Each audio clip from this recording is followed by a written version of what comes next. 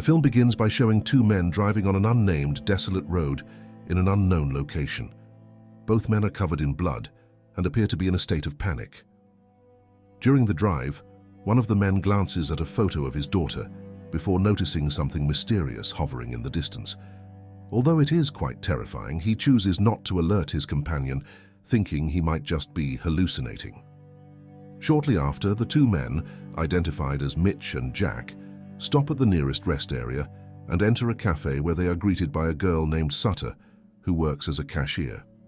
As the two men walk in, Sutter gives them a sharp, suspicious look. Mitch then heads to the restroom to clean himself up, but he is suddenly attacked without understanding what is happening. Meanwhile, Jack sits at a table and suddenly feels everything shake, but no one around seems to notice or care, as if nothing is amiss. When he looks out the window, he realizes the mysterious floating creature is still there. Jack, who survived the attack, rushes out and urges Mitch to leave with him. Sutter, seeing this, speaks sarcastically, confident that the two men will come back again. True to her words, no matter how far Jack and Mitch drive, they always find themselves returning to the same rest area. Moreover, the flying skeletal creature appears along the road. Losing his patience, Mitch exits the car and expresses his despair, which leads to an argument. Jack reminds him that everything they are doing is for Catherine. Jack then decides to return to the car, unaware that the skeletal creature has been watching them and attacks him. Mitch decides to follow the creature, believing it to be his destiny. Soon he arrives at a motel and enters one of the rooms, which is covered in bloodstains on the walls. However, this does not deter Mitch. To his surprise, the room's interior suddenly changes, and he hears the voice of a young girl calling out. Unexpectedly, his daughter, Catherine, appears. Dad? Catherine! Catherine!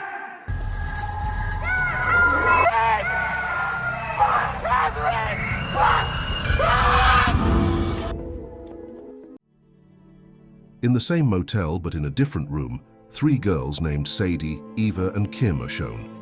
They are members of a band called the White Thite, headed to perform at a music show. During their journey, they stop at various scenic spots to take photos. Unfortunately, their car tire goes flat, forcing them to pull over. They try to call friends for help, but none of their calls connect, and even the GPS on their phones is unusable, leaving them confused. Despite this, Kim remains optimistic and suggests that they share a drink while waiting for someone to pass by. After several hours in that situation, a car finally passed by, driven by a friendly married couple named Dale and Betty. They were happy to offer the girls a ride. Initially, Sadie politely declined, sensing something was off, and explained that they were used to sleeping in their van. However, as the couple was about to leave, Kim changed her mind and called them back, claiming this was their best chance for help. During the journey, the conversation revealed that the girls knew each other in unexpected ways. In the back seat, Sadie found an unusual object, a bear trap, which of course raised her suspicions. Dale quickly explained that it was meant for coyotes. After some time, they arrived at the couple's house, where the girls were warmly welcomed into the modest home. Betty even showed them to a clean room and said they could stay as long as they wished. Before they were left to rest, Sadie overheard Betty mention the name of their deceased friend Alex, which shocked her. However, it seemed that Eva and Kim did not notice.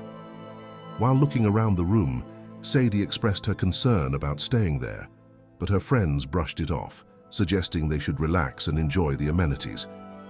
That night, the Kensington family, Raymond, Bunny, and their twin sons, arrived for dinner. Before eating, they joined hands for an oddly performed prayer, especially when Eva said Amen, and the family stared at her intensely. They were served a roast beef dish that appeared charred, which Sadie refused since she was a vegetarian, while her friends ate and found it strangely enjoyable. After dinner, Eva prepared to clean up without realizing a mysterious shadow passed behind her. Meanwhile, Sadie found a folding knife in a drawer and kept it, then expressed her discomfort and the urgency of leaving to avoid being late for their performance. A conversation escalated into an argument, with Kim blaming Sadie for abandoning Alex the night he died. Suddenly, Kim began to vomit. Panicked, Sadie grabbed a towel from the bathroom and saw Eva was also vomiting. Feeling alarmed, Sadie went to the main room to ask for help, but the family appeared unfazed, treating it as a common occurrence. Bunny even casually remarked that the first experience was always the worst. Dale prepared a drink, claiming it would ease what Eva and Kim were going through. Without hesitation, the two girls drank it, and they instantly became both calm and unsettlingly strange. Sometime later, Sadie, still troubled by her feelings, urged her friends to leave immediately. Strangely, Eva and Kim outright refused. Despite Sadie's pleas, they remained indifferent. Sadie withdrew to be alone, looking at old photos and crying over Alex's death.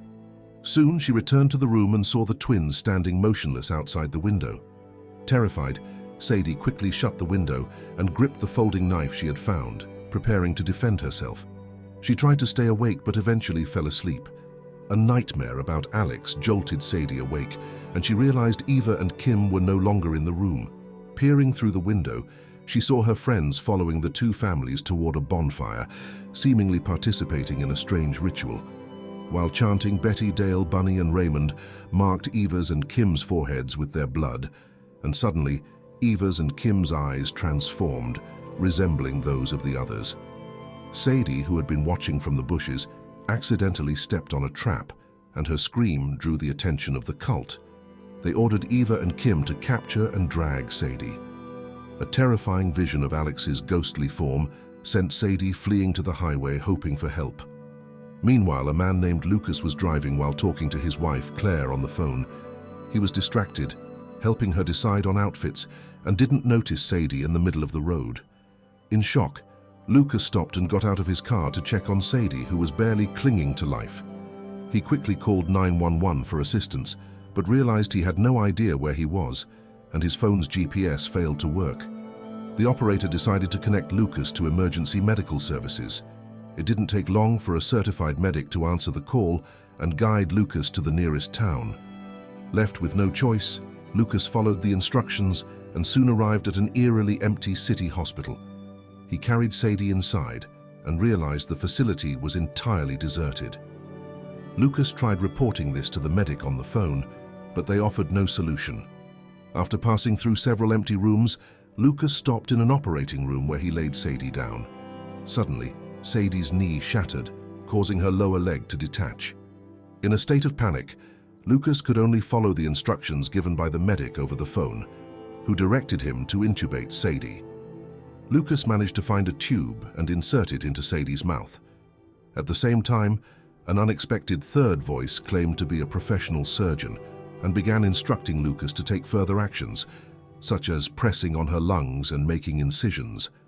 Before Lucas realized it, his actions had led to Sadie's death. Laughter echoed from the phone, prompting Lucas to hang up quickly. He left the operating room and discovered that he was now trapped as the doors were locked. It dawned on him that he had been manipulated into killing Sadie. Lucas sat in despair, and as he picked up his phone again, the operator from before took over the call, asking him to recount the accident. The voice calmed Lucas and suggested that he leave the hospital.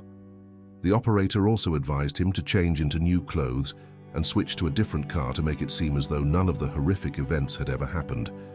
The operator reassured Lucas, saying that he had never been there and had done nothing wrong. After ending the call and leaving, it was revealed that a woman named Sandy had been pretending to be the medical dispatcher. Sandy walked to a nearby bar. Although dimly lit and run down, it had loyal patrons, including Sandy and a man named Warren. The bartender, Al, refused to serve Sandy because she had not shut the door properly, leading to a minor argument in which Warren sided with Al. Before Warren could voice his opinion, a man named Danny burst in, wielding a gun and ordering everyone to stay seated. He announced that he was searching for his sister, Jessie.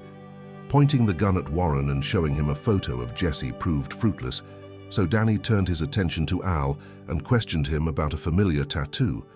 Suddenly, Warren attacked Danny.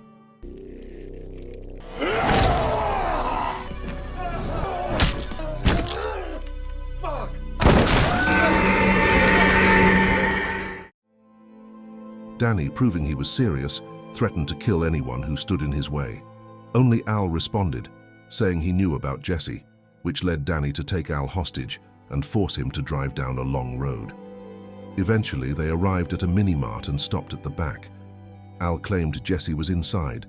After a few tense and strange moments, Al led Danny through a hidden door where a line of people was waiting. They entered a room where Danny finally saw Jesse, who was tattooing a customer's back. The two siblings shared an emotional moment, as it had been 13 years since they were last together. However, the reunion was cut short when Al attacked and Danny shot him. Wounded, Danny begged Jesse to come home with him, but she refused, insisting that she belonged there. Furious and unable to accept this, Danny crushed Al's head and dragged Jesse to the car, driving into the dark night as the townsfolk, who were not human, began their pursuit. During the journey, Jesse pleaded once again with her brother not to go off track, but Danny ignored her, more determined than ever to leave the place. Suddenly, the car shook violently for a moment before Danny decided to stop. Jesse revealed that she deserved to be in that horrific town after having dealt with what she called them. This statement left Danny in stunned silence, and at that moment, several human-like creatures seized him and dragged him out of the car. Instead of helping, Jesse left her brother behind and walked back to the mini-mart. Upon arriving, Jesse crossed paths with a friendly girl named Jem, who had just come out of the restroom.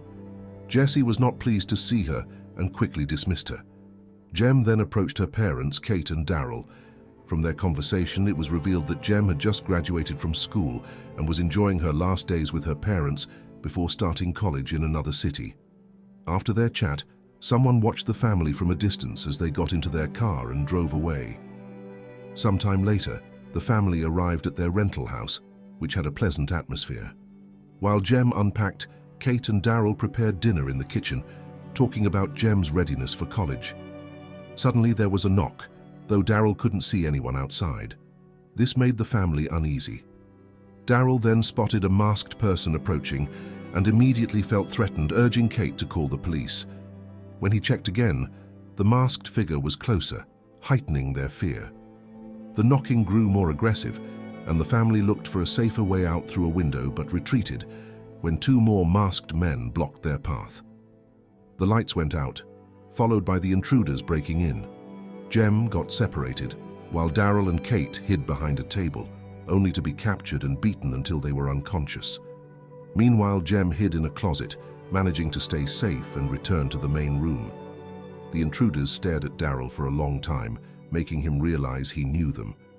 This was confirmed when one whispered something to Kate about Daryl's past, shocking her. Despite Daryl's repeated apologies, the execution continued as they smothered Kate with a cloth until she died. Amid the grief, a blinding light from a car shone into the house. One of the intruders was sent to investigate, but there was no one in the car. As he returned, Jem stabbed him. Two other intruders approached Jem, not to fight, but to urge her to run and escape. Not long after Jem left, it was Daryl's turn to be executed. Before doing so, the attackers forced Daryl to look at a photograph of a little girl, familiar enough to remind him of his guilt. It turned out that two of the attackers were Mitch and Jack. They were suddenly attacked by Jem, who tried to fight back for what the intruders had done to her parents. Unfortunately, her resistance did not last long. Upon realizing her parents were already dead and attempting to escape, Jem was killed by Mitch. For a moment, the atmosphere was calm, as if the storm had passed, but it did not last. Strange skeletal creatures emerged from the bodies of Jem and her parents. One of their accomplices was dragged away by the horrifying creatures. Despite this, Mitch and Jack felt relieved, believing they had escaped death. At least, that's what they thought. However, the monstrous beings soon resumed their pursuit and attacked them. One creature even blocked their path, forcing Jack to run it over. The two decided to head home, unaware they were driving along an unnamed road. Holding tightly to a photograph of Catherine, Mitch watched the terrifying creatures along the roadside, but said nothing to Jack. As we know, their journey would end at a rest area, where Sutter manned the cashier's desk, and yes, they would be trapped there forever.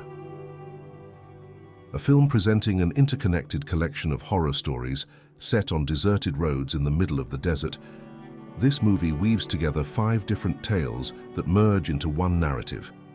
Each story has its own unique elements, but they are all bound by a common thread of misfortune and despair.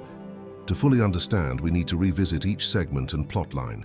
The film begins with the first story titled The Way Out, where Mitch and Jack are fleeing from mysterious floating creatures, which are referred to as Reapers. They are trapped in a death loop, or Mitch is desperately pursuing his deceased daughter with longing in a room. The next tale, Siren, follows Sadie as she fights against a cult, only to be hit by Lucas's car in The Accident. After failing to save Sadie's life, Lucas disregards the incident and drives away, leading to Danny's attempt to rescue his sister Jessie in Jailbreak. When that attempt fails, we return to the diner or mini-mart in town, where we follow Daryl, Kate, and Jem as they face intruders in The Way In, who turn out to be Mitch and Jack seeking revenge for the death of Mitch's daughter, Catherine. And that's it for the story series of this film. Thank you for watching. Don't forget to support this channel by subscribe, like, and share. See you in the next video. Goodbye.